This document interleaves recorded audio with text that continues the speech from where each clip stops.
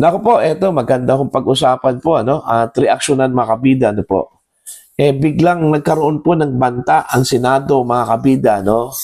Matapos pong kumalat itong balita ano po na magkakaroon po itong si Senator Dante Marcoleta ng pagdinig ano po. Sa ilalim po ng kanyang version ng Senate Blue Ribbon Committee, okay, bilang continuation po mga kabida nung una hong pagdinig po ng kanyang komite ano. Patungkol pa rin ito sa issue ng corruption sa flood control projects. Okay? Una hong lumabas itong balita po matapos sa sinabi ni dating Congressman Mike Defensor, ano, mga kabida, na lalabas daw ito hong bagong mga witnesses, ano, ito hong 14 na mga dating Marines. Okay? Iba ito sa Brief 18, ano, mga kabida, ano pa. Okay? Lalabas doon sila ngayong Huwebes. Okay? Kung saan po ay imi-meet daw mga kabida ni Senador Rodante Marcoleta daw, ano? Mga kabida, ano po? Okay?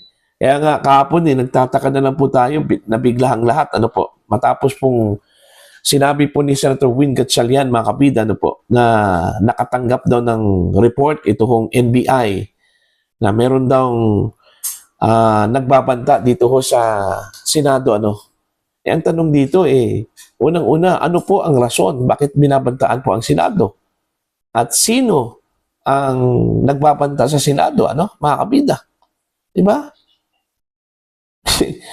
Ang pangalawa po, bakit ang nakakaalam lang po dyan at pinagsabihan lang po ito hong mga senador na kaalyado po ng Malacanang po, ano, mga kabida, at hindi po itong faction po ni Senator Alan Peter Cayetano, ano po. Alright? Ito, papasahin ko muna, no? Mga kabida, ito hong article ng Ang Balita Ngayon, ano po. Win Gatchalian nagbabala sa umano'y mga banta sa Senado. Ayan. Nagbabala si Senator Sherwin Gatchalian na may natatanggap umanong impormasyon ang Senado tungkol sa posibleng mga banta sa seguridad sa gitna ng umiinit na sigalot kaugnay ng flood control investigation at ng hidwaan sa liderato ng mataas na kapulungan. Ayan. Sa isang panayam nitong Martes, sinabi ni Gatchalian na may intelligence information umano silang natanggap mula sa National Bureau of Investigation na nagsasabing may mga banta na maaaring makaapekto sa Senado. Ayon kay Gatchalian, meron ho kaming mga impormasyon din na nakukuha katulad sa NBI na meron pong mga banta na pwedeng mangyari sa Senado. Ayun. Dagdag pa niya, ayon sa NBI, hindi ko lang ma-disclose, may mga intelligence na ipinasa ho sa atin at sa mga senador na rin ang NBI na may banta na pwedeng mangyari sa Senado at kailangan po kami mag-adjust ng security efforts. Ano? Lumabas ang pahayag ni Gatchalian habang nagpapatuloy ang bangayan sa Senado kaugnay ng kontrobersyal na flood control probe at ng magkahiwalay na pag-angkin ng dalawang kampo sa liderato ng Senado. Ayun. Actually, meron pong mungkahi dito, ano, mga kabida. Ito hong si Senator Tito Soto, ano po, na i-lockdown ito hong Senado po, ano, mga kabida. Alright. Bakit po ila-lockdown ang Senado? Iba kasi pag ila-lockdown po mga kabida, no, alam nyo kung ano yung epekto? Bawal po ang pumasok, bawal po ang lumabas. Okay? Bawal ang lumabas kung andyan ka sa Senado, bawal din ang pumasok kung nasa labas ka, ano, mga kabida. Alright? Yun yung lockdown eh. Ano bang ibig sabihin dito, ano? Maraming ang mga speculations mula sa mga netizens, ano, mga kabida, na baka daw ito ay paraan, ano, para lang po ay hindi ho makapag-conduct po ng pagdinig, ano, itong si Senator Rodante Marcoleta, mga kabida, bilang pagpapatuloy po ng kanyang investigasyon patungkol sa issue po ng flood control project scam, ano, okay, kung saan po, nung una po mga kabida, nung unang pagdinig, naging bisita po makabida ito hong Brief 18. Alright? At ang dami hong mga isiniwalat po makabida, ano po, na wala dun ho sa affidavit ng Brief 18 po, mga kabida. Okay? At itong Webes na ito, although kinumpirma po mga kabida ni Senador Rodante Marcoleta na magkakaroon po ng pagdinig, pero binawi kaagad. Okay? After several hours po, dahil ho sa pagrespeto daw mga kabida sa nangyari hong lindol sa Mindanao. Okay? Kumbaga, i-reset mga kabida yung nakatakda sanang pagdinig sa Webes. Okay? Hindi naman po sinabi po ng committee po ni Marcoleta mga kabida kung kailan po ito. Basta magkakaroon po ng panibagong pagdinig daw mga kabida. May kaugnayan pa rin dito ho sa issue po ng corruption sa flood control projects. Okay? Maganda na sana yon. Kasi ina-anticipate na po mga kabida itong paglabas po ng 14 na mga dating Marines, bilang suporta doon ho sa Brave 18 po, mga kabida. Di ba? Ang matindi dito, kung maraming isiniwalat po itong Brave 18, mga kabida, laban ho sa ilang mga personalidad po, mga kabida, mas matindi pa raw, itong Brave 18, mga kabida, po.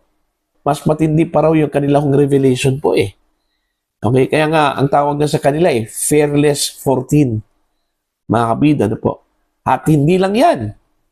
Meron pa palang 7 daw, mga kabida, na susunod. Okay? Mga dating sundalo din ito, mga kabida, po.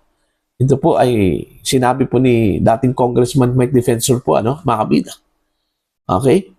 Ito kaya yung dahilan po, mga kabida, kung bakit nagkaroong bigla, ng banta ang Senado. Okay? Para lang po, magkakaroon po ng adjustment po, mga kabida, ang liderato po ng Senado. At yun, para hindi ho matuloy itong pagdinig na ito. Okay? Ang tanong kasi dito, bakit pigilan po nila itong investigasyon na ito, mga kabida? Okay? Takot ba sila? Nung nakatakda yung pagdinig po ng Senate Blue Ribbon Committee under Erwin Tulfo wing, mga kabida, inimbita yung Brave 18, subalit hindi po nila pinapasok. Kaya nagkaroon po ng kalituhan po, mga kabida. Nalito itong Brave 18 at itong kanilang abogado po, na si Attorney Levi Baligod. Ano ba talaga? Okay? Pinirwisyon nyo kami. Nagalit na po itong si Attorney Baligod po, mga kabida. Kasi mantakin nyo nakauwi na po doon sa iba't ibang mga probinsya itong mga miyembro ng Brave 18 nang natanggap po niya yung sulat, yung imbitasyon po, mga kabida, po.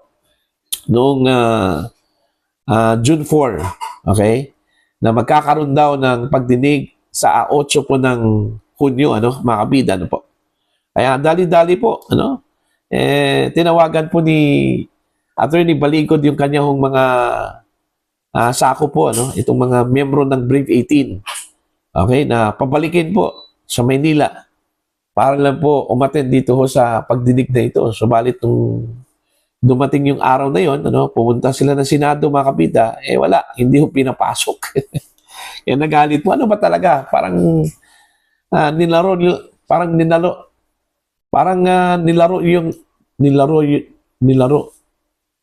lang kami. Parang nilaro nyo lang kami. Parang nilaro nyo lang kami. Parang nilaro nyo lang kami, Parang ganun mga kabida, po. Okay? I don't know kung ano ba talaga yung balak po ng kampo po ni Senator Erwin Tulfo po, mga kabida, dito ho sa Brave 18, Okay? Matapos pong tinanggihan itong Brave 18, mga kabida, nung Lunes, bigla kong sinuspinde itong kanyang investigasyon. At wala pa pong petsa kung kailan ho magre-resume. Matapos pong hindi po pinapasok itong Brave 18, mga kabida, para sa investigasyon sana, okay, ng Senate Blue Ribbon Committee, na nauwi po sa consultative meeting, mga kabida, okay, hindi pa po alam kung kailan po magre-resume. Okay, ito pong pagdinig po, ng Senate Blue Ribbon Committee sa pangunguna po, mga kabida, ni Senator Erwin Tulfo. Alright? Balik ko tayo dun sa banta, sa Senado, mga kabida. duda po dito itong si Senator Alan Peter Cayetano, ano? Kasi unang-una po mga kabida, bakit biglang nagkaroon po ng banta? Okay, pangalawa, saan nanggaling yung banta? Nung nalaman po mga kabida ni Senator Cayetano na nanggaling daw ang impormasyon sa NBI, kumbaga, nagdududa na po siya dito, ano, mga kabida. Alright? Kasi unang-una po, bakit hindi po sila sinabihan? Ibig ko pong sabihin, itong si Senator Cayetano at ang kanyang mga kasamaan po, ano, mga kabida, bakit ang sinabihan lang po itong kampo po mga kabida ni Gatchalian? Ano? Kung totoong may banta, ano, mga kabida. Alright? Para makapag-adjust sana, ano? Yun yung malaking tanong eh. Bakit ang sinabihan po itong faction lang po mga kabida ni Gatchalian? Meron bang grand design dito, ano, mga kabida? Sinadya pa ito, ano? Para lang po, may gustong pigilan, ano po? Yun yung duda, ha, ng mga tao po, mga kabida. Buti na lang, hindi po itutuloy po, mga kabida, ni Senator Rodante Marcoleta yung pagdinig po, ano, mga kabida, sa Huwebes. Kasi siguro, na-realize po ni Senator Marcoleta na hindi nga tama, no? Na mag-iimbestiga sila habang busy ang lahat po, mga kabida, ano, ng mga opisyal na pumunta doon sa Mindanao para tutulungan itong mga nasalanta po ng lindol, ano, mga kabida, ano po. So, pinagpaliban at hindi naman po alam natin at hindi naman po natin alam kung kailan po yung rescheduling po, ano, ng pagdinig. Pero ang maganda dito, meron na po silang inilabas na imbitasyon, ano, doon ho sa mga possible resource person, mga kabida, ano po. At ang malaking tanong kasi dito, ano, kung papayagan ba ng kasalukuyang liderato po makabida ng Senado itong pagdinig na gagawin makabida sa loob mismo ng Senado, ano? Di ba? So, yun po, no? Para po sa inyo, ano po ang inyong tingin at pananaw dito makabida? Dito ho sa biglaang pong paglabas po ng impormasyon na meron pong nagbabanta laban po sa Senado makabida sa gitna ng mga usap-usapan, ano, at kumpirmasyon mula kay Senator Rodante Marcoleta na magkakaroon po ng panibagong pagdinig ang kanyang komite, ano, patungkol pa rin sa issue po ng korupsyon sa flood control projects, mga kabida. Please comment down. Sa mga hindi pa po subscriber po sa aking channel, please subscribe.